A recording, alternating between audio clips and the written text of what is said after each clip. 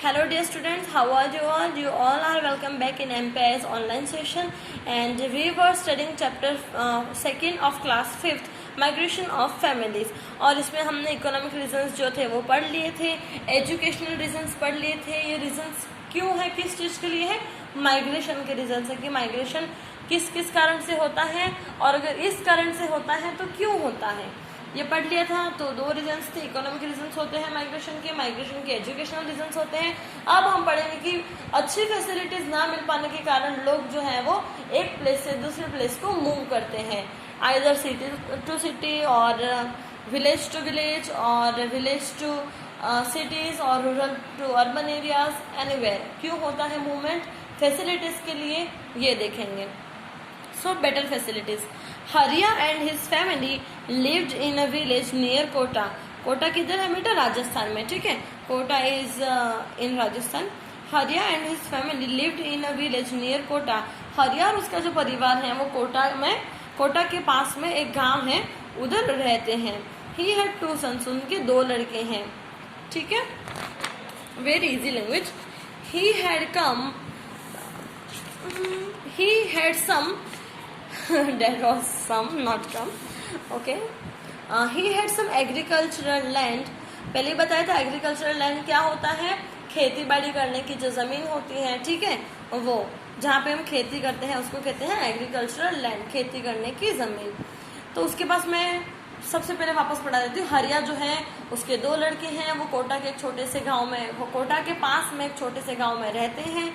और जो उनके पास में क्या है, एक छोटी सी जमीन है, ठीक है, थोड़ी सी, एक नहीं कह सकते। But the village did not have proper roads, big hospitals and colleges. लेकिन उस गांव में कोई फैसिलिटी अच्छी नहीं है, मतलब सुविधाएं, फैसिलिटी मतलब आपको समझ में नहीं आ रहा हो तो मैं बता देती हूँ, सुविधाएं अच्छी नहीं है, ठीक है। वहाँ पे ना ही अच्छे रोड्स हैं, प्रॉपर रोड्स हैं, ना ही बड़े हॉस्पिटल हैं और ना ही कॉलेजेस हैं। Hariya's elder brother worked in the city. Hariya के जो बड़े भाई हैं वो एक शहर में काम करते हैं। Looking at the condition of the village and the poor facilities available there, he took Hariya's son to Kota city. अब वो कोटा के पास में गांव में रहते, लेकिन जो हरिया के ब्रदर है वो कहाँ पे रहते? सिटी में। तो इस कंडीशन को देखते हुए village and the poor facilities, तो गांव और गांव की जो गरीब सुविधाएं हैं उनको देखते हुए जो हरिया के ब्रदर हैं उनको वो कहाँ पर, वो जो उनके सन है, हरिया के सन, उनको लेकर गए कोटा सिटी में। हरिया के जो बड़े भाई हैं उनसे ये कंडीशन देखी नहीं जा रही थी, तो वो हरिया के जो बेटे हैं, ठीक है, उनको कहाँ पर लेकर गए? सिटी में लेकर गए, कोटा में लेकर गए। और उन्होंने हरिया से प्रॉमिस किया, उनको ये श्योर करा दिया, he assured Hariya that he would take good care of both his sons by providing them with the best educational facilities in Kota. और वैसे भी कोटा जो है वो एजुकेशनल सेंटर माना जाता है, one of the best education centre in Rajasthan. तो उनको कोटा ले जाते हैं और उन्हें ये आश्वासन दिलाते हैं, एश्योर्ड मतलब आश्वासन दिलाना, कि तुम चिंता मत करो, तुम्हारे दोनों बेटे जो हैं उनको मैं बहुत अच्छे से रखूंगा, उन्हें अच्छी अच्छी सुविधाएं दूंगा और साथ ही मैं उनको अच्छे से अच्छी जगह पर पढ़ाऊंगा। ऐसा कौन कहता है? हरिया के बड़े भाई। किससे कहते हैं? हरिया से। हरिया सन स्टडीड वेरी हार्ड। और हरिया के जो दोनों बेटे थे वो बहुत ही वेरी हार्ड मतलब बहुत अच्छी मेहनत की। जैसे देखो अभी लॉकडाउन है, लॉकडाउन में आप पे डिपेंड करता है कि आपको इस टाइम को यूटिलाइज करना है या वेस्ट करना है। So you really need to utilise this time, because ये समय फिर से नहीं आएगा बेटा। अभी का जो टाइम है स्टूडेंट्स के लिए, भले दुनिया में क्या कुछ भी चल रहा है, हमको बहुत नुकसान हुआ, still this is a golden time for you students के लिए। मैं भी एक स्टूडेंट हूँ कहीं ना कहीं, आप भी कहीं ना कहीं एक स्टूडेंट हो, मैं भी पढ़ रही हूँ, आपको पढ़ा भी रही हूँ। मेरे लिए भी, आपके लिए भी, हर किसी के लिए जो पढ़ने वाले हैं, पढ़ रहे हैं, उनके लिए गोल्डन टाइम है, क्योंकि हम फ्री हैं, हमको ना स्कूल जाना है, ना कॉलेज जाने की चिंता है, ना हमको कोचिंग जाने की चिंता है। तो आप जितना पढ़ सको, you need to really utilise this time. आप इस टाइम को यूटिलाइज करना चाहिए, ठीक है। तो they completed their higher education and ultimately got good jobs in the city. Wow.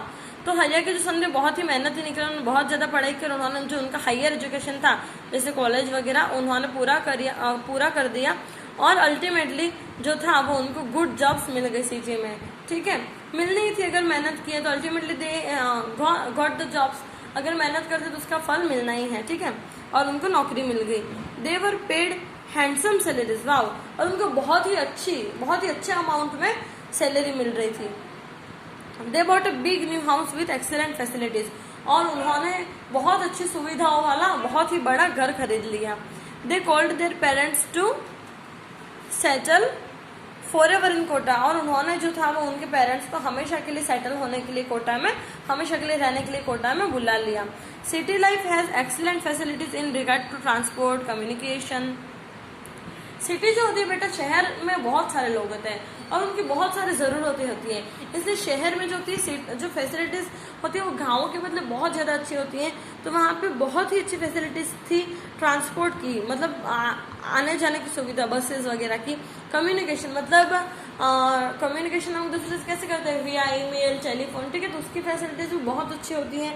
साथ ही ट्रेड मतलब बिजनेस, व्यापार की, और हेल्थ केयर, स्वास्थ्य से जुड़ी जितनी भी फैसिलिटीज़ होती हैं, जितनी भी सुविधाएं होती हैं, वो सब बहुत अच्छी होती है। But the parents missed their parental village, लेकिन हम क्या करते हैं, अगर हमारा बचपन कहीं, जैसे आपका बचपन अगर आपके मामा के घर गुजरा हो, आपके खुद के गांव गुजरा, तो हमको बहुत याद आती है, ठीक है। तो उनको भी बहुत ही याद आ रही थी जो हरिया थे और उनकी जो वाइफ थी उन लोगों को, ठीक है, उनका जो पेरेंटल विलेज था, मतलब जो जहाँ पे उनके माँ बाप थे, जहाँ पे उनका जीवन गुजरा है, वो उनको बहुत याद आ रही थी। Now they visit their village on special occasions like marriages and festivals, तो वो क्या करते हैं, फेस्टिवल्स और मैरिजेस पे कभी कभी उनके गांव जाते रहते हैं। तो ये था हमारा बेटर फैसिलिटीज़ का सेशन, ठीक है, ये कंप्लीट हो गया है।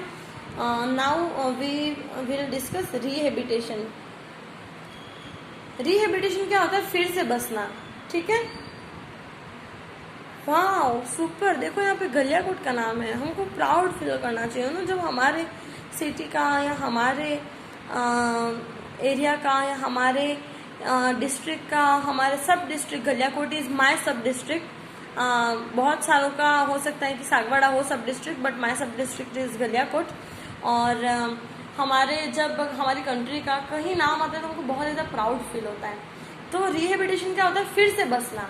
हेबिटेशन मतलब होता है बसना, री मतलब फिर से, वापस से बसना, ठीक है। There was a town named Galiyakot in Dungarpur district. वाह, मुझे बहुत ही अच्छा लग रहा है जब हमारे एरिया का नाम आया यहाँ, तो हम अच्छे से समझ पाएंगे इसको, क्योंकि ये बात हमको पता है। There was a town named Galiyakot in Dungarpur district में एक टाउन है, छोटा सा कस्बा है जिसका नाम है गलियाकोट। छोटा सा नहीं, अब तो वो बहुत ज़्यादा डेवलप्ड है, बहुत बड़ा है। तो Due to the construction of the Kadana Dam of River Mahi in Gujarat, this area become a low-lying area, ठीक है। अब क्या हुआ, बहुत टाइम पहले कि कडाना डैम जो बना था, आप सबने सुना हुआ है सबका नाम, कडाना डैम माही जो रिवर है, ठीक है, कहाँ से आ रही है, गुजरात से, ठीक है। तो उसके लिए हमारे यहाँ पे कडाना डैम बना था, ठीक है। तो उस वजह से क्या हुआ, हमारा जो गलियाकोट था वो लो लाइंग एरिया मतलब डूब क्षेत्र बन गया। लो लाइंग एरिया मतलब ऐसी जगह जहाँ पे रिस्क होती है कि कभी भी पानी आ सकता है, कभी भी बाढ़ आ सकती है, ऐसा एरिया बन गया था, ठीक है। Kadana dam was constructed to produce hydro electricity. Kadana जो डैम था उसको क्यों बनाया था, हाइड्रो इलेक्ट्रिसिटी। हाइड्रो इलेक्ट्रिसिटी मतलब ऐसी इलेक्ट्रिसिटी, ऐसे बिजली जो पानी से बनती है, ठीक है। तो वो पानी से बिजली बनाने के लिए उसका निर्माण किया गया था डैम का। कंट्रोल फ्लड्स, बाढ़ को रोकने के लिए, और store river water for irrigation purpose. Irrigation सिंचाई का जो काम होता है, सिंचाई मतलब किसको कहते हैं, खेतों में जो पानी देते हैं हम, जहाँ से सिंचाई के बहुत सारे मेथड होते हैं, ठीक है। जैसे जैसे आप बड़ी क्लासेस में आएंगे आपको मैं पढ़ाती रहूंगी, यहाँ पर भी और आगे के क्लासेस में भी आपको आपके टीचर्स बताते रहेंगे। तो क्या होता है कि इरिगेशन पर्पज के लिए वहाँ पे पानी बचा के रखना पड़ता है, रिवर वाटर को, ठीक है। उसके लिए ये सारे रीजंस हैं किसके, कडाना डैम क्यों बना, उसके कौन सा था, सबसे पहला सब समझाया, हाइड्रो इलेक्ट्रिसिटी, और बाढ़ को रोकने के लिए control for store river water for irrigation purpose, and provide water during summers and droughts. और सूखे के टाइम पे, ड्रॉट्स का मतलब होता है सूखा पड़ जाना, और समर्स के टाइम पे, गर्मियों के सीजन के लिए पानी को बचाए रखने के लिए उन्होंने डैम का निर्माण करवाया। As the construction of the dam proceeded, water started accumulating in the town. लेकिन जैसे ही डैम बनना शुरू हुआ, जो वाटर था वो जो सिटी एरिया था, मतलब जहाँ पे लोग रह रहे थे, हैबिटेशन एरिया था, वहाँ पे क्या करने लगा, पानी भरने लगा, ठीक है। Therefore the government asked the people to leave the town immediately because at any time the town could be submerged under water. देखो सबमर्ज्ड का मतलब होता है डूब जाना, ठीक है, आपने सुना है सबमरीन सुना है? जो पानी के अंदर नावें चलती हैं उनको सबमरीन कहते हैं, क्योंकि वो पानी के अंदर होती है, पनडुब्बी जिसे कहते हैं। तो सबमर्ज्ड आपको समझ में आ रहा है ना? देखो सबमरीन जो होती है वो पानी के अंदर चलने वाली नाव होती है, जिसे हम कहते हैं पनडुब्बी, ठीक है, मतलब पानी के अंदर जो डूब कर चलती हैं। और सबमर्ज्ड मतलब डूब जाना, ठीक है। तो गलियाकोट जो था वो एक डूबा हुआ क्षेत्र बनने वाला था थोड़े टाइम में, क्योंकि बहुत सारा पानी भर गया था। अब डैम बनाते हैं तो क्या करते हैं, अगर कहीं पे डैम बन रहा है तो पानी जो होता है उसको रोक के रखते हैं। तो जैसे बारिश आई, ठीक है, पानी भरता गया, दूसरी नदी से पानी आता है तो भरता गया, नदी में भरता गया, तो जो पानी था वो नदी से बाहर जो एरिया था, लिविंग एरिया, रेजिडेंशियल एरिया, उधर आने लगा। तो गवर्नमेंट को चिंता हुई कि ये पानी कभी भी जो लोग रह रहे हैं उधर आ जाएगा, बहुत ही ज्यादा अंदर आ जाएगा और जो गलियाकोट है वो डूब जाएगा और वहाँ के लोग जो है वो डूब जाएंगे। The government constructed houses for these people at distant place and also opened new schools and hospitals there. अब मैं आपको एक बात बताती हूँ, देखना बहुत अच्छे से समझ में आएगा।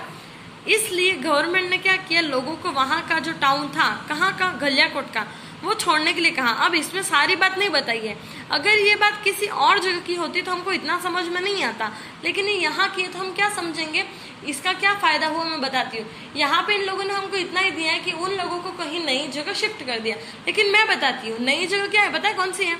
कॉलोनी, जो हमारी पुनर्वास कॉलोनी है ना, वही जो है वो उस टाइम पे बनी थी जिस टाइम पे गलियाकोट को डूब क्षेत्र घोषित कर दिया था। तो वहाँ के जो लोग थे उनको गवर्नमेंट ने नई जगह दी, नए घर बना के दिए, ठीक है, क्वार्टर बना के दिए थे और वहाँ पर कॉलोनी में शिफ्ट कर दिया। तो कॉलोनी जो है वो क्या है पता है? रिहेबिटेशन कॉलोनी, मतलब ऐसी कॉलोनी जहाँ पे फिर से बसाव हुआ हो, लोगों का जो बसना है वो फिर से हुआ हो, लोग वहाँ पे फिर से बसे हो, ठीक है। तो रिहेबिटेशन कॉलोनी है, पुनर्वास कॉलोनी जो है वो। तो लोग क्या किए, गलियाकोट से कॉलोनी चले गए, फिर सरकार ने उनके लिए वहाँ पे स्कूल और हॉस्पिटल भी खोले। अब आप समझो, हाँ अगर किसी और एरिया का होता तो हम समझ जाते, हाँ स्कूल खोले और हॉस्पिटल खोला, लेकिन वो स्कूल कौन सी पता है आपको? जो पुनर्वास कॉलोनी सीनियर सेकेंडरी स्कूल है ना, वो वही स्कूल है जो गलियाकोट से आने वाले लोगों के लिए बनाई गई थी, क्योंकि वो लोग वहाँ से यहाँ आएंगे तो उनको स्कूल भी चाहिएंगे, हॉस्पिटल भी चाहिएंगे, उसके लिए वहाँ पे क्लिनिक्स खोले गए और वहाँ पर जो है वो पुनर्वास कॉलोनी सीनियर सेकेंडरी स्कूल भी बनाई गई। Sometimes the government destroy houses and buildings built on unauthorised land. देखो अनऑथोराइज्ड मतलब ऐसी जगह जिस पर हमारा हक नहीं हो लेकिन हम वहाँ पे रह रहे हो, तो उसको कहते हैं अनऑथोराइज्ड लैंड, जिसका हम पे हमारे पास ऑथोराइजेशन नहीं है, मतलब हमारा हक नहीं है लेकिन हम वहाँ पे रह रहे हैं। तो ऐसे में सरकार क्या करती है, उस जगह पर जितने भी हाउसेज या बिल्डिंग्स वगैरह कुछ भी बना हुआ हो, जो भी कंस्ट्रक्शन हो, उसको तोड़ देती हैं, ठीक है, वो जहाँ पर भी वो प्लेस होता है उसको डिस्ट्रॉय कर देती हैं। दिस इज कॉल्ड डिमोलिशन, और इस प्रोसेस को कहते हैं डिमोलिशन। अगर आपको क्वेश्चन में पूछे व्हाट इज डिमोलिशन, तो आप लिखेंगे कि sometimes the government destroys houses and buildings built on unauthorised land, this process is called demolition. The people living in such places have to move to a new place, और वहाँ पे रह रहे जो लोगों को है वो दूसरी जगह पर मूव करना पड़ता है। जैसे हमने पहले वाले चैप्टर में देखा था, in the previous chapter we learn how Bhavna's grandfather migrated from Lahore to Rajkot. ये मैंने बता दिया था जब इंडिया पाकिस्तान के बीच में पार्टीशन हुआ था, तब 1947 की बात है, तब उन लोगों को जो था वो कहाँ पे मूव करना पड़ा, लाहौर से राजकोट में मूव करना पड़ा। तो उनको वहाँ पे उनकी सारी प्रॉपर्टी और बिलोंगिंग्स, मतलब जितने भी रिश्तेदार वगैरह जो भी चीज़ें थी, नेबरहुड, सबको छोड़कर राजकोट आना पड़ा। The entire family faced many problems after reaching Rajkot, और जो उनकी फैमिली थी उनको राजकोट पहुंचने के बाद में बहुत सारे मुश्किलों का सामना करना पड़ा। They had to spend many days in tents and school buildings, और उनको स्कूल की जो बिल्डिंग्स थे, मतलब स्कूल्स जो थे वगैरह, क्योंकि तुरंत जाते तो उनको घर अवेलेबल हो नहीं गया था, तो उनको जो था वो स्कूल्स वगैरह में रह के, टेंट में रह के अपने दिन गुजारने पड़े थे। There was shortage of food and drinking water, और उन लोगों के पास में कमी आ गई थी किसकी, खाने की और पानी, पीने के पानी की। एंड पुअर सैनिटरी कंडीशंस, और जो सैनिटरी कंडीशंस थी वो भी बहुत ज़्यादा पुअर थी, मतलब उनको खुले में जाना पड़ता था शौच करने के लिए, ठीक है, बाथरूम वगैरह के लिए, और जो ड्रेनेज सिस्टम था वो भी सही नहीं होता था, क्योंकि बहुत सारे लोग एक प्लेस पे रह रहे, तो सोच लो आप कैसी होगी उसकी condition. भावना's grandfather received assistance from the local people and the government to set up a small business. और भावना के जो ग्रैंडफादर थे, दादाजी, उन्होंने वहाँ के जो लोग हैं उनसे सहानुभूति मिली, उनको उनका सपोर्ट मिला, और वहाँ के जो लोकल पीपल है, ठीक है, वो सब वहाँ पे उन्होंने उनको एनकरेज किया, ठीक है, एक स्मॉल छोटा सा बिजनेस सेटअप करने के लिए. हिज फैमिली वॉज बिग, उनकी जो फैमिली थी वो बहुत बड़ी थी, ठीक है. There were 7 members in his family. Bhavna's grandparents, there 3 sons, Bhavna's father and 2 uncle. उनकी फैमिली बहुत बड़ी थी. एक तो कौन था, भावना के ग्रैंड पेरेंट्स थे 2 वो, और उनके 3 लड़के, ठीक है, भावना के पापा और उसके 2 अंकल, और उनकी 2 लड़कियां, ठीक है, भावना की aunts. Lived in a small house, और वो सिर्फ एक छोटे से घर में रहते थे. After a few months her grand parents father and 2 uncle started a small business.